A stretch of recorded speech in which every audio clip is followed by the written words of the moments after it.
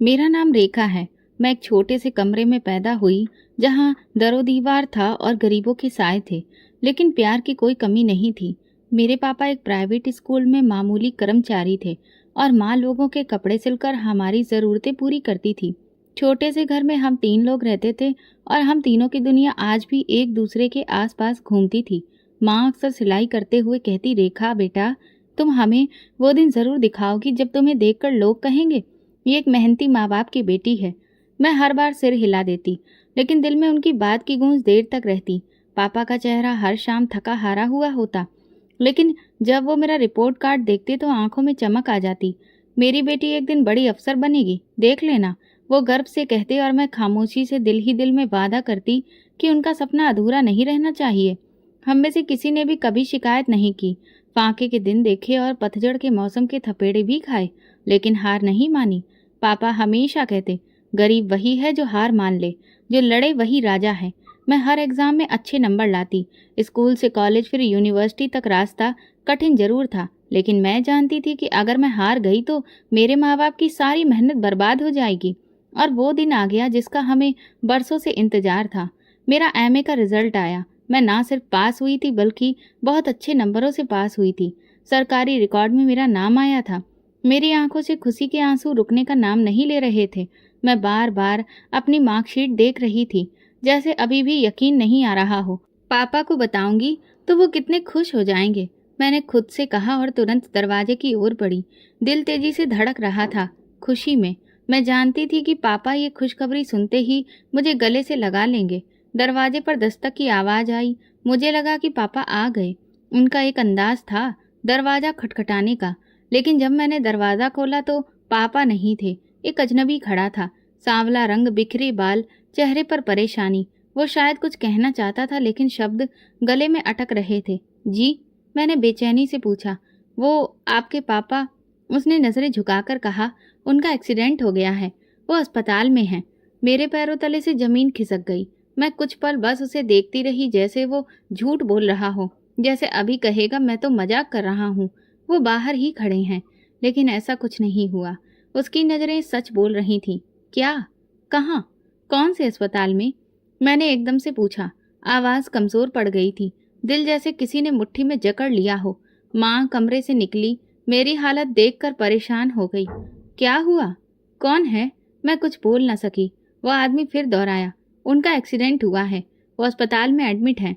माँ के हाथ से सुई गिर गई। हम दोनों रोती हुई बाहर निकली, रिक्शा रोका और तुरंत अस्पताल की ओर निकली। मैं लगातार भगवान से प्रार्थना कर रही थी। दिल में हजारों बातें चल रही थी, लेकिन एक उम्मीद भी थी। शायद मामूली चोट लगी हो, शायद वो ठीक हो जाएं, शायद ये कोई गलत फहमी हो। लेकिन अंदर ही अंदर मैं जानती थी कि कुछ बहुत बुरा हुआ है। अस्पताल के रास्ते में अजीब सा सन्नाटा था। दीवारों पर लगे उदास रंग, घड़ी की टिक टिक और हर तरफ परेशान चेहरे। हम एक स्ट्रेचर के पीछे चल रहे थे, जो गहरे पर्दे में लिपटा हुआ था। वो पर्दा नहीं, जैसे मेरी सांसों पर पड़ी हुई कोई भारी चादर थी। डॉक्टर ने हमें एक तरफ ले जाकर बिठाया।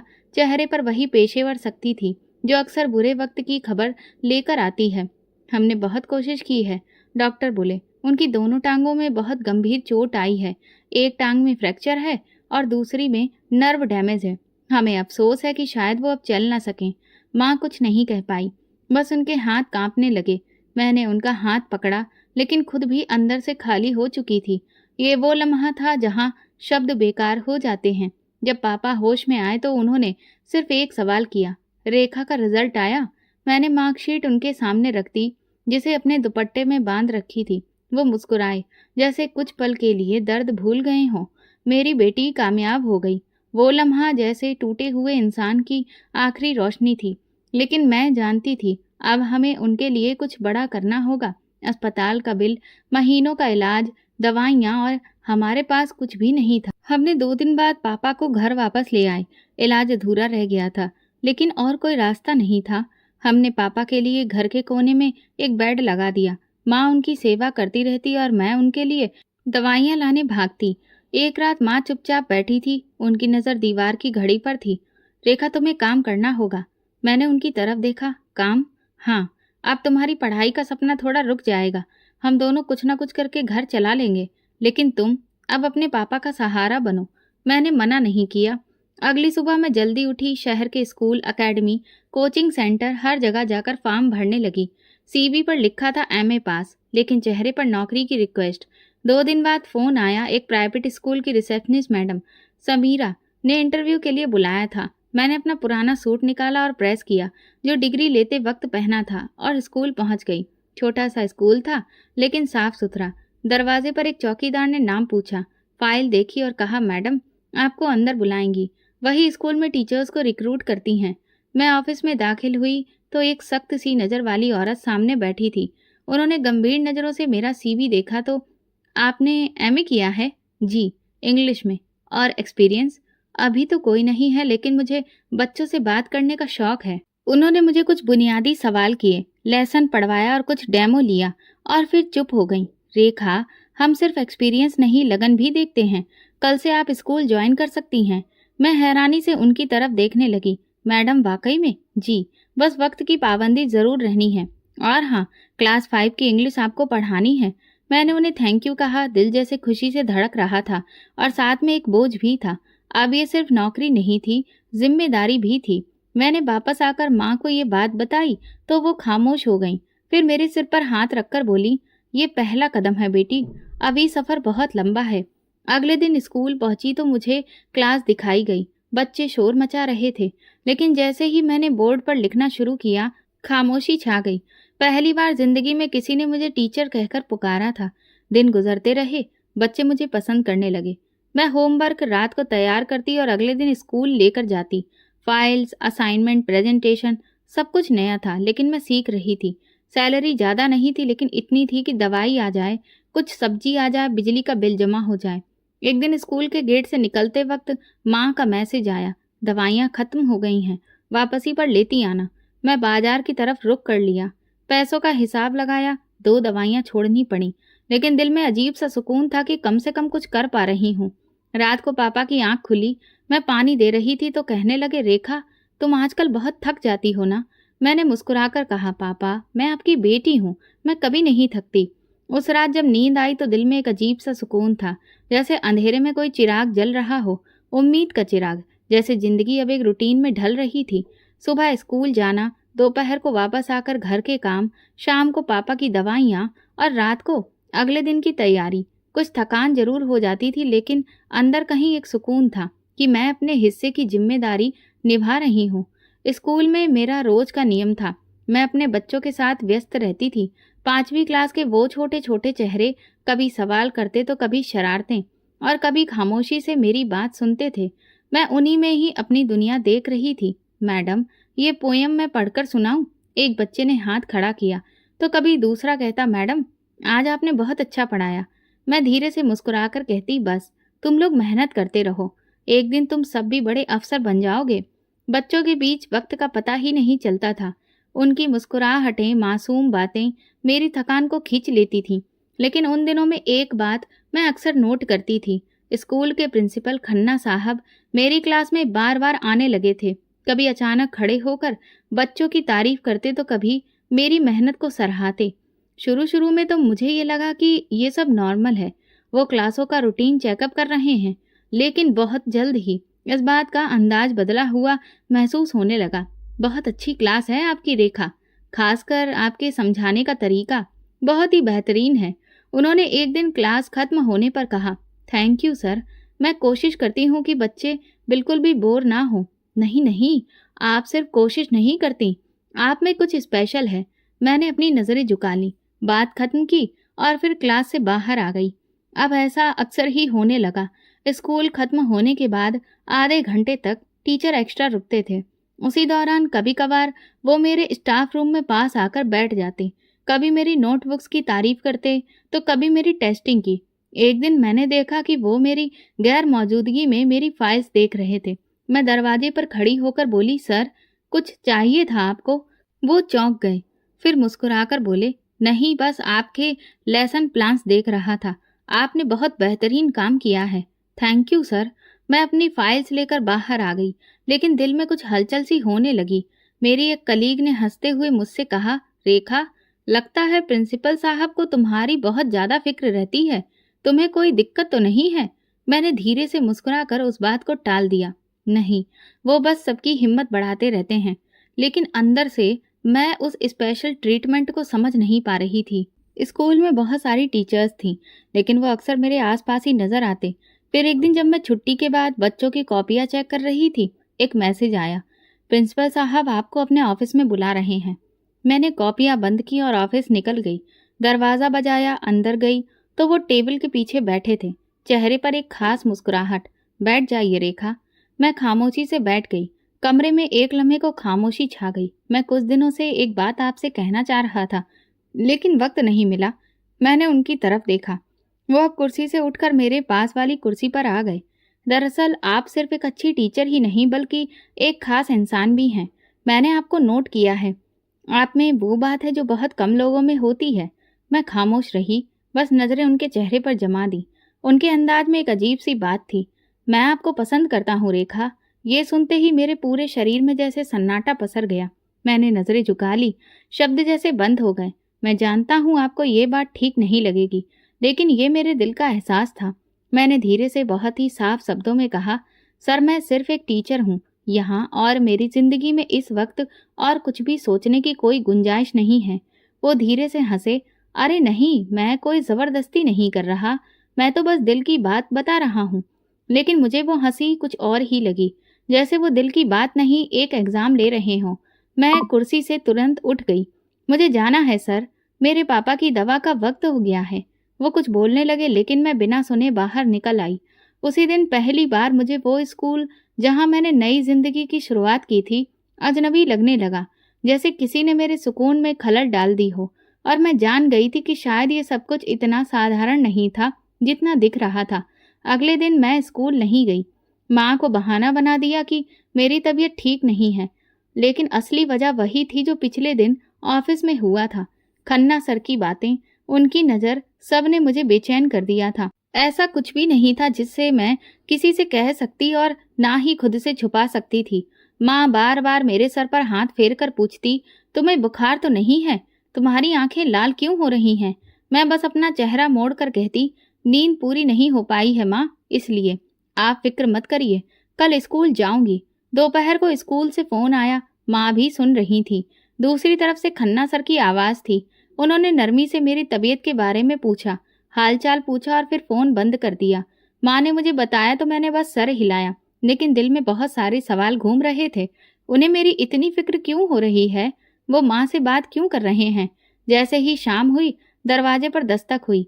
माँ ने दरवाज़ा खोला तो पीछे हुई और बोली, रेखा बेटा, तुम्हारे प्रिंसिपल सर आए हैं।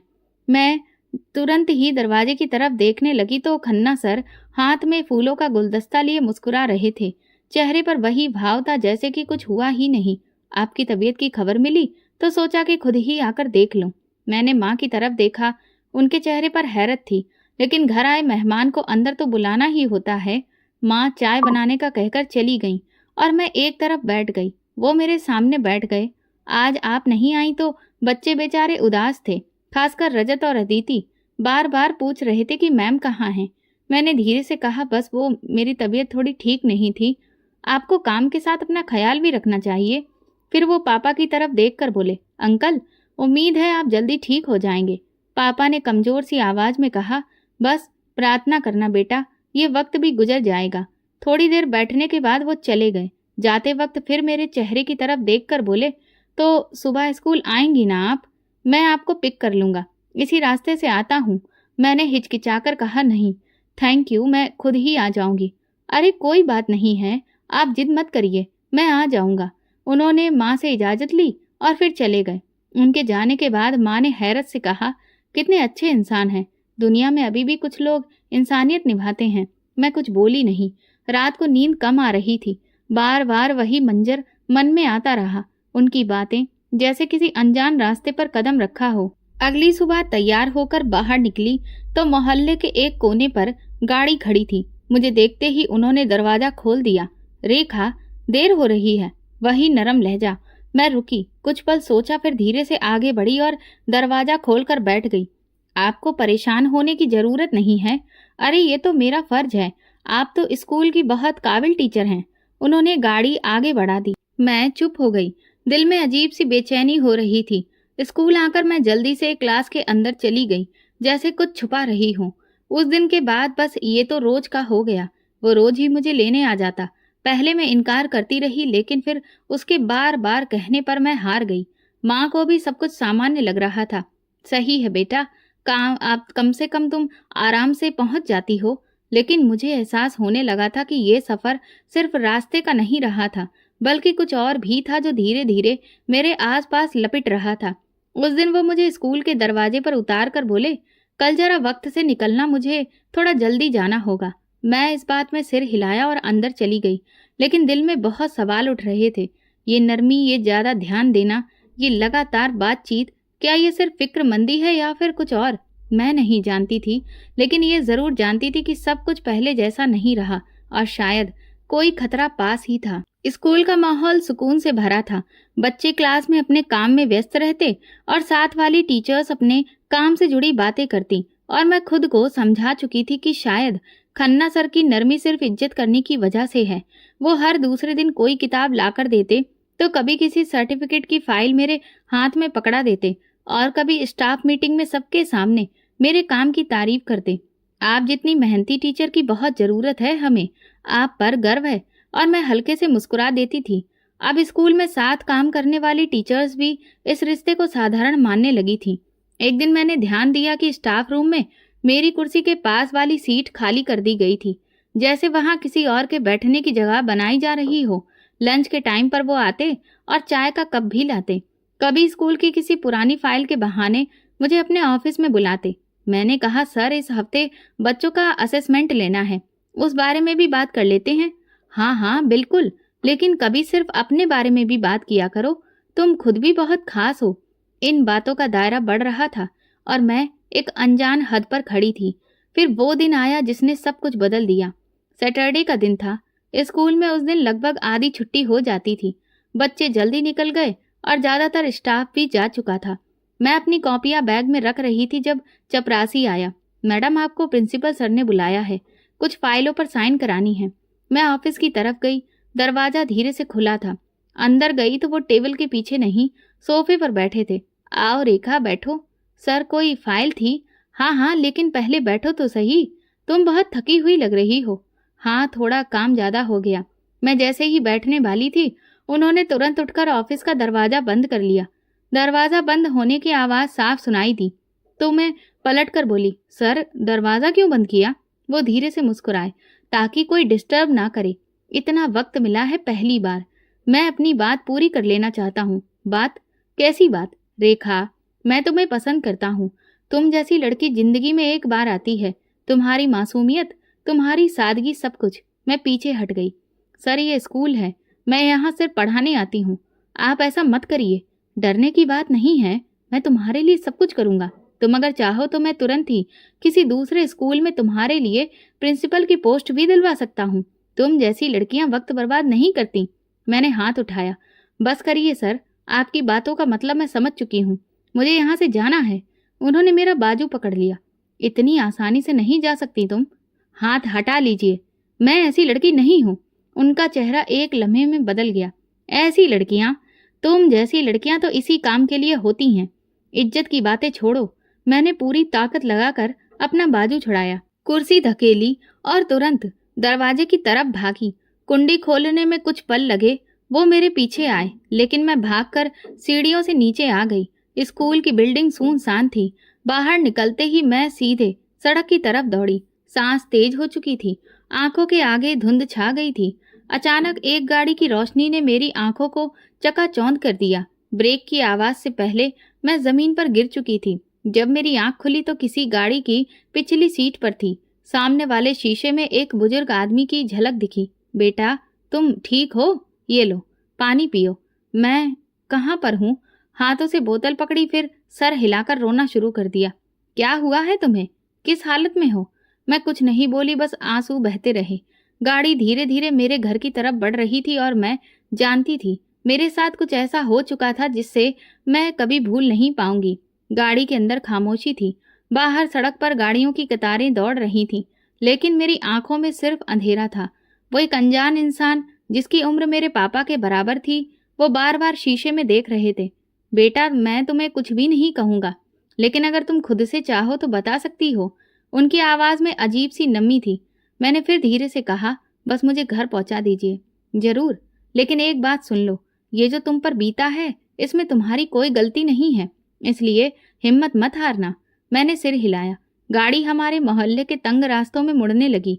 दरवाजे के पास पहुंचकर मैं गाड़ी से उतरी तो उन्होंने मुझे सहारा दिया। चलो, मैं तुम्हें दरवाजे तक छोड़ देता हूँ। मैंने मना नहीं किया।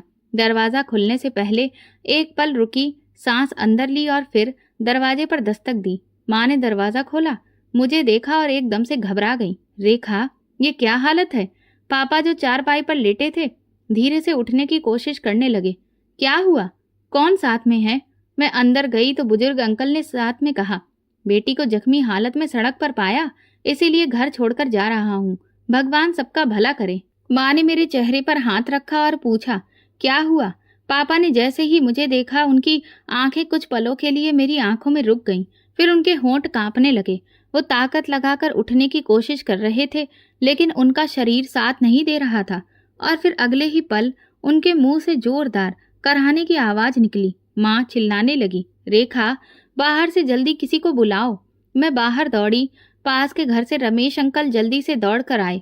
उन्होंने रिक्शा बुलवाया, पापा को उठाकर बाहर लेकर आए। मैं और माँ दोनों ही रो रहे थे, भगवान से प्रार्थना कर रहे थे। कुछ समझ नहीं आ रहा था। अस्पताल के इमरजेंसी वार्ड में पापा को एडमिट करने के बाद डॉक्टर ने कुछ देर बाद कहा कि हमें बहुत अफसोस है, लेकिन दिल का दौरा जानलेवा साबित हुआ। मैं जमीन पर बैठ गई और बस दीवार का सहारा लेकर खड़ी रही। आंखें सूख चुकी थीं, जैसे रोना भी भूल चुकी थीं। पापा, वो इंसान जिसने मेरी पूरी जिंदगी मेरे लिए कुछ न कुछ बचा कर रखा, आज खुद हमेशा के लिए खत्म हो चुके थे। एक खामोशी थी जो मेरे अंदर जम गई थी। 3 दिन तक घर में दुख का माहौल रहा।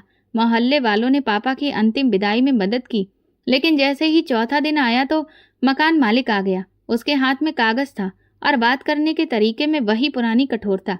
देखिए आंटी जी, आप जानती हैं कि आपके स्वर्गीय पति के इलाज के वक्त भी मैंने किराया माफ कर दिया था, लेकिन अब ये घर तो मुझे खाली करवाना होगा। माँ रोकर बोली, हम कहाँ जाएंगे? अभी तो हमें संभलना भी ठीक से नहीं आया है। मुझे बहुत अफसोस है, लेकिन मेरी अपनी मजबूरियां हैं। 2 दिन का वक्त देता हूँ, फिर आकर खुद देखूंगा। वो ये कहकर चला गया, लेकिन उसके शब्द हमारे कानों में गूंजते रहे। हम दोनों खामोश थे। घर जो कभी हमारा सहारा था, अब वो भी हमें अपने सहारे से निकाल रहा था। अगली सुबह माँ ने मुझसे कहा, किसी से मदद मांगनी पड़ेगी, लेकिन मन कसक उठा। वो चुप हो गई, फिर बोली, वो बुजुर्ग जो तुम्हें घर छोड़कर गए थे, शायद भगवान ने उन्हें हमारी मदद के लिए ही भेजा हो। मैं थोड़ी देर सोचती रही, फिर मोहल्ले में किसी से उनका पता पूछा तो पता चला कि वो पास ही के इलाके में रहते हैं। अगले दिन हम उनके घर गए। दरवाज़ा खुला, अंदर एक आंगन था। वो खुद दरवाजे पर आए और हमें देखकर चौंक गए। फिर इज्जत से अंदर बुलाया। माँ ने उन्हें सब कुछ बताया। वो सुनते रहे, फिर उठकर अंदर गए। थोड़ी देर बाद बाहर आए। आप लोग मेरे घर में नहीं रह सकेंगे, मेरी पत्नी नहीं मानेगी। माँ का चेहरा उतर गया। लेकिन सर्वेंट क्वार्टर खाली है, अगर कुछ वक्त की जगह चाहिए तो आप लोग वहाँ रह लीजिए और घर के छोटे मोटे काम संभाल लीजिए। माँ ने उनके पैरों को हाथ लगाना चाहा, लेकिन उन्होंने रोक दिया। ये वक्त इंसानियत का है, एहसान दिखाने का नहीं। हमने उनका वो ऑफर अपना लिया। उसी शाम हम अपना सारा सामान समेटकर सर्वेंट क्वार्टर में आ गए। टूटे हुए पलंग, जंग लगे बर्तन और दीवारों पर सीलन, लेकिन सर पर एक छत मौजूद थी। सर्वेंट क्वार्टर में हमारा पहला दिन खामोशी से गुजरा। वो छोटा सा कमरा जिसमें एक पंखा भी मुश्किल से चला था, दीवारों पर सीलन और फर्श पर फटी हुई चटाई थी, लेकिन फिर भी हम शुक्रगुजार थे, क्योंकि ये किसी फुटपाथ से तो बेहतर ही था। अंकल, जिन्हें अब मैं दिल ही दिल में चुप रहने वाले एक दिलदार इंसान कहने लगी थी, रोज सुबह ऑफिस जाते और शाम को खामोशी से वापस आते। उनकी पत्नी संगीता आंटी एक तेज मिजाज औरत थी। उनकी नज़रों में हम सिर्फ एक बोझ थे। अंदर का कमरा और आंगन भी साफ कर दो और किचन के बर्तन धोकर रख देना। वो अक्सर माँ से सख्त लहजे में बात करती थी। माँ कुछ कहे बिना काम करती और मैं स्कूल के बच्चों की पुरानी कॉपियाँ और पेंसिल जमा करके मोहल्ले के कुछ बच्चों को पढ़ाना शुरू कर चुकी थी। शुरुआत में तो सिर्फ 2 बच्चे ही आए। दोनों भाई बहन थे, साथ वाले क्वार्टर में रहते थे। मैंने उन्हें मुफ्त में पढ़ाना शुरू किया था ताकि कुछ बात बने और बात फैले भी। धीरे धीरे और बच्चे आ गए। मैं शाम को बच्चों को आंगन में बिठाकर क्लास लेती और माँ खिड़की के पीछे से देखती रहती। कितना अच्छा पढ़ाती हो तुम, भगवान करे तुम्हारी किस्मत भी पढ़ाने वाले जैसी ही हो जाए, वो अक्सर कहती। एक दिन संगीता आंटी ने मुझे पढ़ाते हुए देख लिया तो उनका चेहरा कड़वाहट से भर गया। ये क्या ड्रामा है? अगर मैंने तुम्हें यहाँ पर रहने दिया है तो तुम्हें यहाँ स्कूल खोल लिया। आंटी, ये छोटे बच्चे हैं, पढ़ लेंगे तो कुछ पैसे भी आ जाएंगे। ये क्वार्टर रहने के लिए दिया है, कारोबार के लिए नहीं। अंकल से बात करूंगी शाम को। उस रात मुझे लगा कि शायद कल हमें यहाँ से भी निकलना होगा, लेकिन अंकल ने शाम को कुछ भी नहीं कहा। बस संगीता आंटी ने खामोश रहना ही बेहतर समझा। अब मेरे पास इतने बच्चे हो चुके थे कि महीने के आखिर में 1,000 रुपए बच गए। मैंने किताबों के लिए पुराने बुक स्टॉल देखे, कुछ पिछले साल के यूपीएससी के नोट्स मिले, वो खरीदे। माँ ने हैरत से पूछा, ये क्या है? माँ, मैं यूपीएससी की तैयारी करना चाहती हूँ। माँ कहने लगी, ये क्या होता है? सरकारी अफसर बनने का इम्तिहान, जो मैंने पापा के सपनों में देखा था वही। माँ कुछ देर सोचकर बोली, पढ़ो तो सही, शायद ये रास्ता ही हमारे लिए बेहतर भविष्य का मुकाम बन जाए। अब मेरे दिन का एक नया शेड्यूल बन गया। सुबह जल्दी उठकर घर के काम, बर्तन कपड़े धोना, फिर शाम को ट्यूशन और रात को यूपीएससी की किताबें। मैंने दीवार पर एक कील पर कैलेंडर टांग दिया। हर दिन के साथ एक नया गोल लिखती और जब भी कोई छोटा सा भी गोल पूरा होता तो उसे लिखे हुए टारगेट के आगे स्टार बना देती। ये सितारे भले ही किसी को दिखाई नहीं देते थे, लेकिन मेरे लिए वो उम्मीद की रोशनी थे। अंकल एक दिन आंगन से गुजरते हुए रुक गए। रेखा, तुम वाकई में यूपीएससी की तैयारी कर रही हो? हाँ अंकल, कोशिश कर रही हूँ। उन्होंने कुछ देर सोचकर कहा, बेटा, किस्मत का रिश्ता मेहनत से ज्यादा लगातार कोशिश और इरादे से पक्का होता है। बस कभी हार मत मानना। बस उनकी ये बात याद रह गई। रात को जब भी आंख लग जाती तो वो बात दिमाग में घूम जाती। अक्सर बच्चे जाते जाते मुझे कह जाते, मैडम आप तो ऑफिसर बनने वाली लगती हैं। और मैं दिल ही दिल में कहती, हाँ अब मैं बनूंगी। लेकिन संगीता आंटी अक्सर अपनी नाक चढ़ाकर देखती थी, लेकिन अब वो कुछ नहीं कहती थी। शायद उन्हें अंदाजा हो गया था कि ये लड़की चुपचाप मगर लगातार किसी बड़ी चीज की तरफ बढ़ रही है। एक दिन माँ ने मुझसे कहा, देखो रेखा, अगर कभी भी पैसों की कमी हो तो मेरे जेवर बेच देना, लेकिन पढ़ाई मत छोड़ना। नहीं माँ, आपके जीवन की आखिरी शिद्दत है ये, मैं कुछ भी कर लूंगी। उसी दिन मैंने फैसला किया कि अगले महीने एडमिशन की फीस जमा करनी ही है। अब मेरे अंदर एक नई आग जलने लगी थी। गरीबी, बेघर होना और बेइज्जती, इन सब से निकलने का बस एक ही रास्ता था, और वो रास्ता मेरी किताबों से होकर जाता था। एग्जाम के दिन जैसे किसी जंग के दिन थे। मैंने 3 दिन पहले से ट्यूशन बंद कर दी थी। माँ ने सुबह का नाश्ता पहले तैयार करना शुरू कर दिया था। हर रोज की पहली प्रार्थना यही होती, भगवान मेरी मेहनत को बर्बाद मत करना। पहला पेपर जैसे एक तेज झोंके की तरह आया और गुजर गया। कुछ पेपर मुश्किल थे, लेकिन मैंने हिम्मत नहीं छोड़ी। आगे की पकड़ अच्छी थी, खासतौर पर इंग्लिश और करंट अफेयर्स में। जब आखिरी पेपर खत्म हुआ तो मैंने सुकून की सांस ली। माँ, लगता है अब की शायद बात बन जाए। बेटा, तेरी हिम्मत इतनी बड़ी है कि किस्मत भी मजबूर हो जाए। लेकिन किस्मत खामोश रही। रिजल्ट आने वाले दिन मैंने कैलेंडर पर लाल रंग से मार्क करके एक तारा बना रखा था। सुबह उठते ही इंटरनेट खोला, रोल नंबर ढूंढा, हर लाइन पढ़ी, लेकिन कहीं भी मेरा नाम नहीं था। मेरी सांस रुक गई, जैसे दिल एक लम्हे को बंद हो गया। दोबारा लिस्ट चेक की, फिर एक बार और, लेकिन नतीजा वही था। फाइल वापस रखकर मैंने कुछ भी नहीं कहा। माँ ने पूछा, क्या हुआ? नहीं हुआ। माँ खामोश हो गई, जैसे कि शब्दों में भी दम तोड़ दिया हो। शाम को मैंने अपनी सारी किताबें बंडल में बांधकर कोने में रख दी और चुपचाप आंगन में बैठ गई। संगीता आंटी छत से नीचे आते हुए रुक गई। तो क्या हुआ तुम्हारा? मैंने धीरे से कहा, मेरा नहीं हुआ। उन्होंने तो पहले ही कहा था कि ये पढ़ाई गरीबों के बस की बात नहीं है। वक्त बर्बाद कर दिया, अब कम से कम कुछ काम सीख लो। अगले दिन वो मेरी गैर मौजूदगी में मेरे कमरे में आ गई।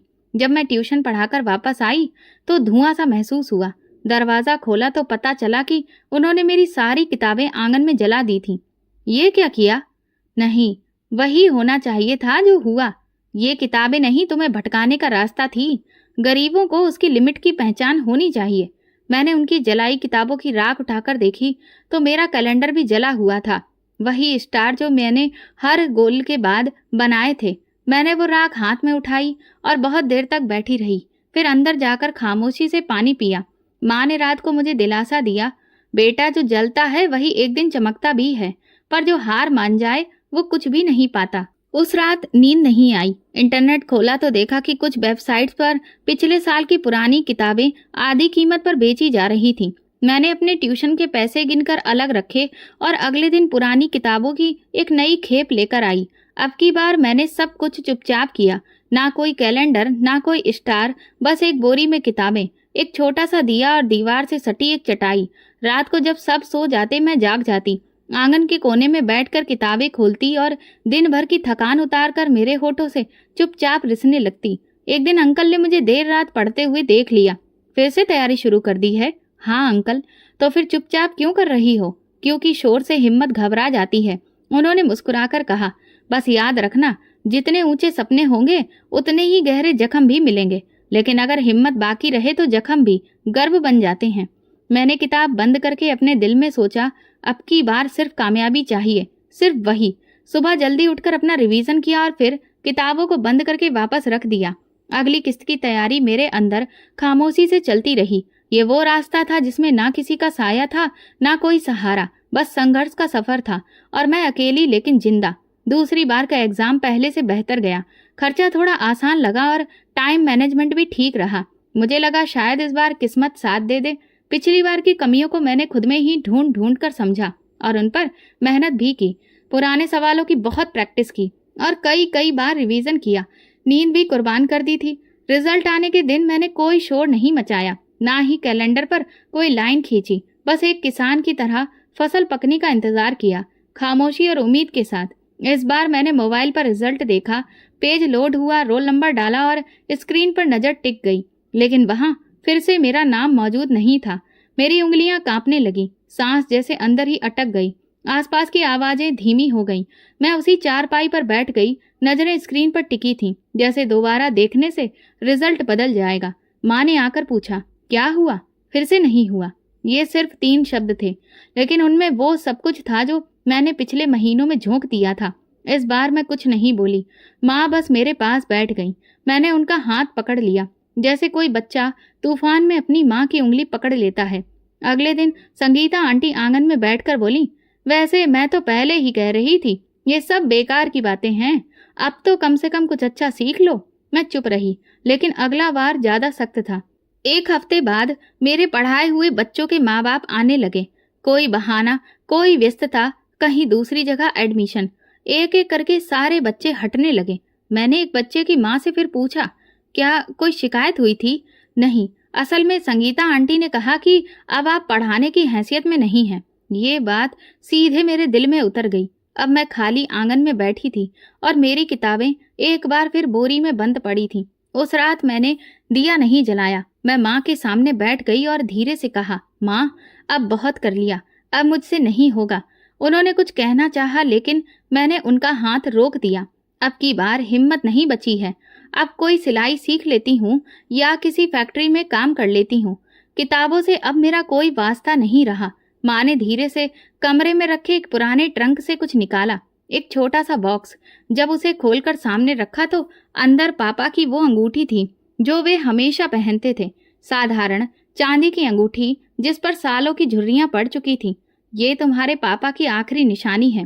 तुम्हें पता है मैंने कितने सालों से इसे संभाल कर रखा है? मैंने कहा, आपने तो कहा था कि चाहे कुछ भी हो जाए इसे नहीं बेचेंगी। हाँ कहा था, लेकिन अब बेचने का वक्त आ गया है। माँ मैं ये नहीं ले सकती। क्यों नहीं? ये अंगूठी बेचकर तुम अपना एक और सपना खरीद सकती हो। अगर पापा होते तो खुद तुम्हारे हाथ में पहनाकर तुम्हें बाजार लेकर जाते। मैंने अपने हाथों में अंगूठी को बंद कर लिया। धीरे से उसे देखा तो वजन बहुत हल्का था, लेकिन हाथों में लेकर लगा जैसे पूरी दुनिया पकड़ ली हो। पर माँ इस बार अगर के लिए क्या जी कर कहेंगे? अगर इस बार तुम नहीं लड़ोगी तो सारी पहले की गई मेहनत बर्बाद हो जाएगी। मैं देर तक कुछ ना बोली। अगले दिन वही अंकल जिन्होंने हमें रहने की जगह दी थी, उनके सामने वाले ज्वेलर्स की दुकान पर हम अंगूठी लेकर गए। उन्होंने तोल कर कहा, ज्यादा कीमती तो नहीं है, लेकिन किसी के लिए जरूरी लगती है। माँ ने कहा, जरूरी तो बहुत है, अब जरूरत भी हो गई है पैसों की। मैंने एडमिशन फॉर्म खरीदा और फिर से सिलेबस की किताबें। नहीं, इस बार मैंने सब कुछ फिर से जीरो से शुरू किया, लेकिन एक फर्क था, मेरे पास पापा की अंगूठी नहीं थी, पर उनकी हिम्मत का एहसास था, और यही हिम्मत मेरी तीसरी और आखिरी कोशिश की उम्मीद की बुनियाद बनने जा रही थी। इस बार एक खामोशी थी, लेकिन अंदर एक रोशनी भी जल रही थी। ना किसी को बताया, ना कैलेंडर तैयार किया, पर हर एक दिन को एग्जाम की सीढ़ी समझा और धीरे धीरे चढ़ती गई। सुबह को काम, शाम को पढ़ना, और रात का आखिरी पहर सिर्फ मेरे और मेरी किताबों के लिए था। अंकल कभी कभार पूछ लेते थे, कब है तुम्हारा एग्जाम? तो मैं बस इतना बोलती, जल्दी ही है, आप मेरे लिए भगवान से प्रार्थना करिए। संगीता आंटी अब कुछ भी नहीं कहती थी। उनकी आंखों में अभी भी नरमी नहीं आई थी, लेकिन खामोशी किसी हारे हुए इंसान की पहचान बन चुकी थी। एग्जाम का दिन आया तो मैंने माँ के पुराने दुपट्टे को प्रेस किया और पुराने जूते पॉलिश किए। बोरी से निकली हुई फाइलें लेकर हाथ में निकल गई। बाहर जाते वक्त माँ ने सिर्फ एक बात कही, पिछली बार अंगूठी दी थी, इस बार दुआ दे रही हूँ, बाकी अब भगवान जो करे। पहला पेपर ठीक हुआ, दूसरा बेहतर, और जब आखिरी पेपर के बाद मैं बाहर निकली तो अंदर एक अजीब सा सुकून था। ना कुछ खास हुआ और ना कुछ बिगड़ा। महीने गुजरे, सब्र का पल्लू पकड़कर मैं दोबारा बच्चों को पढ़ाने लगी, किताबों को दोबारा बोरी में रख दिया, लेकिन इस बार उम्मीद को दिल से नहीं निकाला था। रिजल्ट ऑनलाइन आया। रात के 1 बजे मोहल्ले का एक लड़का जो पास वाले कैफे में काम करता था, दौड़ता हुआ आया। दीदी, आपका नाम लिस्ट में है, नंबर 40। मैं कांपते हुए हाथों से मोबाइल पकड़ा, स्क्रीन पर रोल नंबर डाला और वहां लिखा था मेरा नाम, रोल नंबर और सामने एक शब्द, पास। कुछ देर में आंखों के आगे सब कुछ धुंधला सा गया। मैं जमीन पर बैठ गई, मोबाइल हाथ में था, दिल जैसे जोर जोर से धड़क रहा था। माँ पास बैठी थी, मेरी हालत देखकर घबरा गई। रेखा, क्या हुआ है? मैंने धीरे से मोबाइल उनकी तरफ बढ़ाया। उन्होंने मोबाइल देखा और खामोशी से वो भी बैठ गईं। फिर वही जमीन हम दोनों के हिस्से में जैसे खुशी का सहारा बन गई। भगवान तेरा शुक्र है जो तूने ये सहारा दिया। माँ की आंखों से आंसू नहीं बल्कि प्रार्थनाएं बह रही थी। अगले हफ्ते एक लेटर आया, सरकार की तरफ से पोस्टिंग का नोटिफिकेशन था। Rekha Sharma, assistant commissioner. सरकारी घर का एड्रेस था और साथ में एक छोटी सी चाबी भी। ये चाबी किसके लिए है? माँ ने पूछा। एक नई जिंदगी के लिए माँ। जब हम पहली बार सरकारी बंगले के दरवाजे पर पहुंचे तो माँ ने दरवाजे को हाथ लगाकर कहा, तूने पापा का सपना सच कर दिखाया बेटी। अंदर दाखिल होकर जैसे हर कमरा एक कहानी सुना रहा था। एक वक्त था कि सीलन से भरी हुई दीवारों के बीच पड़ रही थी। आज दीवारों पर सफेद रंग और खिड़कियों से धूप अंदर आ रही थी। गाड़ी दरवाजे के सामने खड़ी थी, छोटे से सरकारी झंडे के साथ। ड्राइवर ने इज्जत से कहा, मैडम कोई जगह बताइए। मैंने कहा, पहले एक पुराना मोहल्ला है, वहां जाना है। हम दोबारा से उस घर के सामने खड़े थे जहां सर्वेंट क्वार्टर में हम रहते थे। दरवाजा खुला, अंकल सामने खड़े थे। वो चौंक गए। संगीता आंटी भी बाहर आईं। उनकी आंखें मेरी गाड़ी पर गईं, फिर मुझ पर। कुछ लम्हों के लिए वक्त जैसे रुक गया। रेखा, ये सब तुमने कर लिया? संगीता आंटी की आवाज दबी दबी सी थी। मैंने मुस्कुराकर कहा, हाँ संगीता आंटी, भगवान ने कर दिया है। उन्होंने मेरी तरफ बढ़कर कहा, मैंने तुम्हें रोकने की पूरी कोशिश की थी, मुझे माफ कर दो। माफ तो कब का कर चुकी थी आंटी। आपने मुझे छत दी थी और वही मेरे लिए काफी थी। अंकल ने आगे बढ़कर मेरा हाथ पकड़ा। मुझे तुम पर गर्व है बेटी। उसी दिन माँ ने उन सबको नए घर में बुलाया। मोहल्ले की औरतों के लिए भी खाना बनाया। संगीता आंटी भी आईं और एक कोने में बैठी रहीं। जब मैंने उन्हें खाने के बाद कहा, चाय पिएंगी आंटी, तो उनकी आंखें भर आईं। आज मुझे लगा कि जिससे मैं मिट्टी समझ रही थी वही तो मेरा आईना थी। शाम को जब सब लोग चले गए तो माँ मेरे कमरे में आई। मैं अभी भी अपनी पोस्टिंग लेटर को देख रही थी। बेटी, तुझे किसी और का नहीं बल्कि बस भगवान का आशीर्वाद चाहिए। मैंने हंसकर कहा, माँ अब बस आप प्रार्थना करिए कि मैं उन लोगों के लिए कुछ कर सकूं जिनकी प्रार्थनाओं ने मुझे यहाँ तक पहुँचाया है। दरवाजे के कोने पर वही स्टार वाले कैलेंडर की एक कॉपी लगा दी। हर कामयाबी के बाद एक नया स्टार, लेकिन अब वो स्टार मेरे सफर के नहीं बल्कि दूसरों के सपनों के होंगे। क्योंकि मैं सिर्फ रेखा नहीं रही थी, अब मैं रोशनी बन चुकी थी। बड़े ऑफिसर्स के प्रोग्राम में शामिल होना मेरी नई जिम्मेदारियों का हिस्सा बन गया था। कभी किसी यूनिवर्सिटी में, कभी किसी अनाथालय में और कभी किसी ट्रेनिंग इंस्टीट्यूट में। उसी दिन मेरे ऑफिस में एक इनविटेशन कार्ड आया, एक स्कूल फंक्शन के लिए। बताया गया कि मुझे चीफ गेस्ट इनवाइट किया गया है। इनविटेशन कार्ड पर स्कूल का नाम लिखा था, लेकिन जैसे ही मैं स्कूल का एड्रेस पढ़ा तो कुछ लम्हों के लिए हाथ रुक गए। ये वही स्कूल था जहां मैंने अपनी पहली नौकरी की थी, और वही स्कूल जहां वो सब कुछ हुआ था जिसे मैं बरसों से दफन किए बैठी थी। मैंने कुछ पल सोचकर इनविटेशन कार्ड वापस रख दिया, लेकिन बाहर सब कुछ खामोश था। मैंने तुरंत बैल बजाकर पीए को अंदर बुलाया और इनविटेशन कार्ड के बारे में पूछा, तो उसने कहा स्कूल के मैनेजर ने दिया है। शाम को माँ ने पूछा कहाँ जाना है? कल एक स्कूल में बुलाया गया है, पुरानी जगह है जहाँ भगवान ने मुझे इज्जत दी थी। अब उसे इज्जत से दूसरों की सुरक्षा करना मेरा फर्ज है। अगले दिन मैं अपनी सरकारी गाड़ी में स्कूल के गेट पर उतरी। दरवाजे पर बच्चों की लाइन, हाथों में फूल और स्टाफ के लोगों के मुंह से स्वागत की बातें। मैडम रेखा, हमारे लिए बहुत गर्व की बात है कि आपने इनविटेशन को एक्सेप्ट किया। मेरी नजरें गेट के अंदर तक हर चीज को जांच परख रही थीं। वही पुरानी दीवारें, वही स्टाफ रूम, वही रास्ता, लेकिन इस बार फर्क बस इतना था कि अब मैं उस जगह की नौकर नहीं बल्कि एक जिम्मेदार ऑफिसर बनकर आई थी। प्रोग्राम शुरू हुआ, कभी डिबेट हुई तो कभी बच्चों की डांस परफॉर्मेंस, सब कुछ चलता रहा। फिर माइक पर अनाउंसर ने कहा, रिक्वेस्ट करते हैं हमारे प्रिंसिपल सर से कि वो हमारी चीफ गेस्ट को स्टेज पर बुलाएं। स्टेज की सीढ़ियों पर जैसे ही मैंने उसे देखा और हमारी नजरें मिली तो वो रुक गया। उसकी रंगत जैसे बिल्कुल नमक की तरह सफेद पड़ गई थी। मैं कुर्सी पर बैठी रही, नजरें उसके चेहरे पर जमी थीं। वो माइक तक गया, लेकिन शब्द जैसे होठों से निकल नहीं पा रहे थे। हमें बहुत गर्व है कि आज हमारे स्कूल की टीचर एक काबिल ऑफिसर बन गई हैं। उसकी बातें कांप रही थीं। फिर वो अचानक चुप हो गया। मैं धीरे से खड़ी हुई और माइक पकड़कर बोलना शुरू किया। आज इस स्कूल में आकर बहुत कुछ याद आ रहा है। वो वक्त जब मैं एक छोटे से कमरे में रहकर पढ़ती थी, सपनों के साथ, लेकिन उन सपनों पर एक साया छा गया था। हॉल में एक बिल्कुल खामोशी थी। हर एक की नज़र मेरी तरफ थी। कभी किसी स्कूल में ऐसा वक्त आता है जब एक टीचर को, एक लड़की को अपनी इज्जत के लिए लड़ना पड़ता है। उसे जैसे इसका रखवाला होना चाहिए था। खन्ना के माथे पर पसीना आने लगा। उसने नजरें चुराईं। कुछ साल पहले इसी स्कूल में प्रिंसिपल ने एक टीचर की इज्जत पर हाथ डालने की कोशिश की थी। वो लड़की भाग निकली, लेकिन वो जख्म उसके साथ रह गया। लोगों की भीड़ में कानाफूसी शुरू हो गई। स्टाफ के मेंबर एक दूसरे की तरफ देखने लगे। आज वही लड़की इसी स्कूल में वापस आई है, लेकिन वो खामोश नहीं है, इंसाफ के साथ आई है। मैंने सिक्योरिटी को इशारा किया। बाहर खड़े पुलिस वाले अंदर दाखिल हुए। खन्ना को हिरासत में लिया जाए और पूरे स्कूल की तलाशी ली जाए। एक शोर उठने लगा।